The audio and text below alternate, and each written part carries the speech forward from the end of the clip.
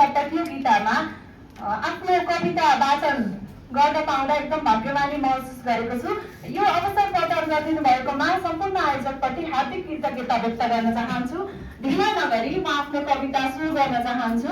मेरो कविताको शीर्षक हो देशले युवालाई गुमायो कि युवाले देशलाई। खेतका डिलहरू भिसाको प्रतीक्षामा सुके, खेतका डिलहरू भिसाको प्रतीक्षामा सुके, वृद्ध बुबा आमाका आँखा विमानस्थलसम्म मात्र पुगे। खडेरी पर्दैछ यहाँ, खडेरी पर्दैछ यहाँ, किनकि अभाव छ खेती गर्ने पानीको, युवाको र मलामी जाने बलियो काँधको।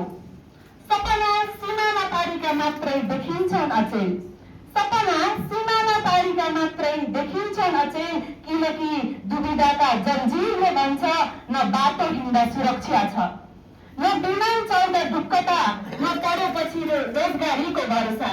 कतै आन्दोलन, कतै दुर्घटना, कतै अराजकता, कतै भिडभाड, कतै द्वन्द, कुन मोडमा कहिले श्वास रोकिनु हो थाहा पक्क छैन। देशले अभिभावकको भूमिका निर्वाह गर्न नसकेर युवा बाध्य भएका छन्। देशले भविष्यको चिन्ताको घाउमा मलम लगाउन नसकेर युवा विदेशिएका छन्। शिक्षा त दिन्छ देशले, हो शिक्षा त दिन्छ देशले, तर बजारमा टिप्ने सिपमूलक शिक्षा दिँदैन। प्रमाणपत्र त दिन्छ विश्वविद्यालयले, प्रमाणपत्र त दिन्छ विश्वविद्यालयले, तर रोजगार बजारले खोजेको जनशक्ति उत्पादन गर्दैन। त्यसैले यस्तो रणनीति बनाऊ सरकार जहाँ सुरुदेखि नै हरेक युवाले आफ्नो क्षमता चिनोस्, आफ्नो सिप निखारोस्, आफ्नो भविष्य आफ्नो देशमा देख्न सकोस्। यस्तो नीति बनाऊ सरकार जसले नेपालको परिधिलाई सम्पन्नता देखाओस् र हरेक युवाले भन्न सकोस् म मेरो देशमा सुरक्षित छु, म मेरो देशमा कमाउन सक्छु, जमाउन सक्छु र यही माटोमा जीवन बिताउन सक्छु। क्षति दुवैको हुँदैछ यहाँ, देशको पनि युवाको पनि, हो क्षति दुवैको हुँदैछ यहाँ, देशको पनि युवाको पनि। ऊर्जावान, ज्ञानवान, शक्तिमान, कुशल जनशक्ति दिनानुदिन पलायन हुँदैछ। ऊर्जावान, ज्ञानवान, शक्तिमान, कुशल जनशक्ति दिनानुदिन पलायन हुँदैछ। खेती योग्य जमिनको नाश, अनावृष्टि, अतिवृष्टि, गाउँमा सन्नाटा, सहरमा भिड, नेपाल आमाको मन रुँदैछ, नेपाल आमाको मन रुँदैछ। के तिमीलाई थाहा छ सरकार, देश छाड्न कसैलाई रहर हुँदैन? के तिमीलाई थाहा छ सरकार, देश छाड्न कसैलाई रहर हुँदैन? आफ्नो देशले जब भविष्य देखाउन छोड्छ त्यति बेला मात्रै युवाले आफ्नो आकाश अरूको देशमा खोज्न थाल्छ। के तिमीलाई थाहा छ सरकार, के तिमीलाई थाहा छ सरकार, देशले युवालाई गुमायो कि युवाले देशलाई? देशले युवालाई गुमायो कि युवाले देशलाई?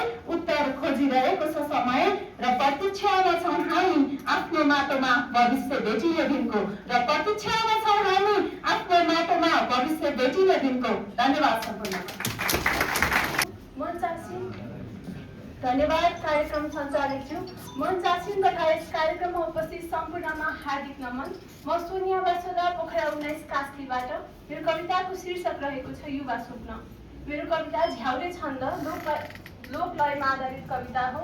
बाँकी कविताबाट सर्वोच्च शिखर सगरमाथा छ सुन्दर नेपाल देश, गुन्जिउन् सारा जनका मनमा बुद्धका उपदेश।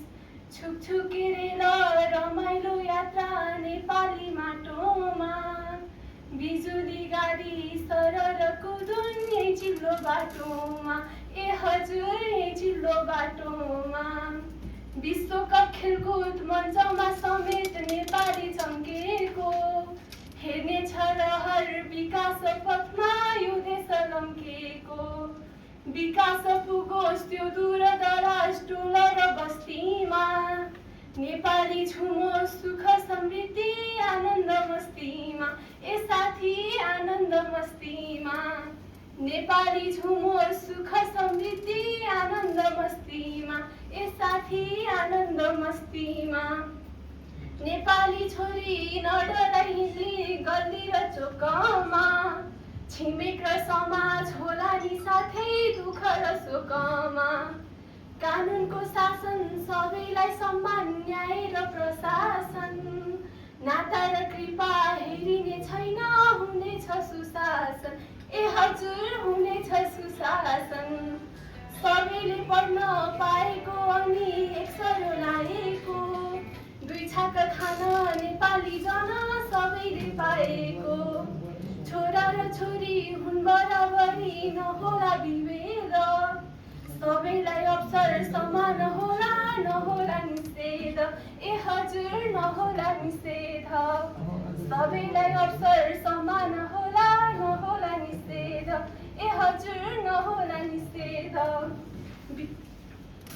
बिगुल फुकी समानताको फैलाउँ चेतना न्यायिक देशको नागरिक बन्ने यो युवा सपना जुटेर युवा बनाउँदैछ नगरी बहाना समृद्ध देशको नागरिक बन्ने यो युवा चाहना हे हजुर यो युवा चाहना हिमालयका खड्कमा र मुन्डा फेको नृत्यमा नेपाली शिर विश्वमै उच्च असल कृत्यमा बडाले देओस् सानालाई प्रेम साथ र स्नेह सानाले गरोस् बडाको सम्मान नगरी सन्देह साथी नगरी सन्देह सानाले गरोस् बडाको सम्मान नगरी सन्देह हे साथी नगरी सन्देह मुन्दुम र वेद पूजौला हामी पढौला पुराण सम्मान होला इसाईको अनि जो पढ्ला कुरान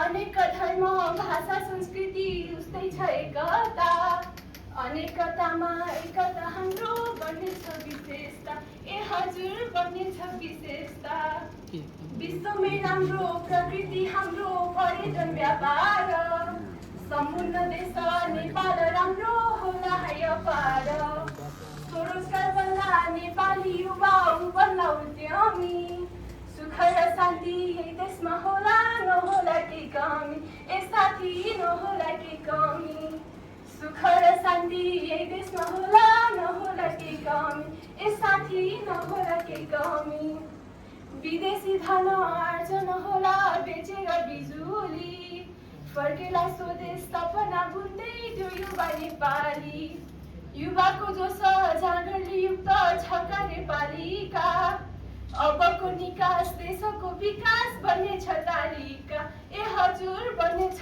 तालिका हन्डा र ठक्कर के खानु साथी परदेशी माटोमा स्वदेशमै सुख आनन्द बरु ढिँडो र आँटोमा आमाको आँखा रसाउँदै अब नबसौँ बाकास आफ्नालाई ल्याउँदै हे युवा जन नदिउँ सकस हे साथी नदिउँ सकस आफ्नालाई ल्याउँदै हे युवा जन नदिउँ सकस हे साथी नदिउँ सकस विकासको लहर थलमा अनि सगर सागर युवाको लागि अपरिहार्य छ कौशल्याधार यो धरती साझा सबैको लागि साझै हो आकाश शान्तिका दूत बनेर युवा छर्नु छ प्रकाश हामीले छर्नु छ प्रकाश धर्म र संस्कार जोगिनु पर्छ नगरी बहाना उन्नत भाषा भेष र भूषा हो हाम्रो चाहना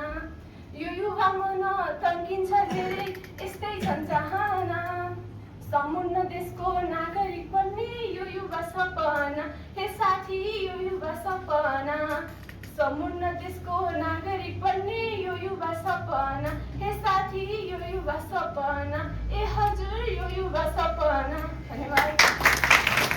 जितेन्द्र खाले कावासोती 7 नवलपुरको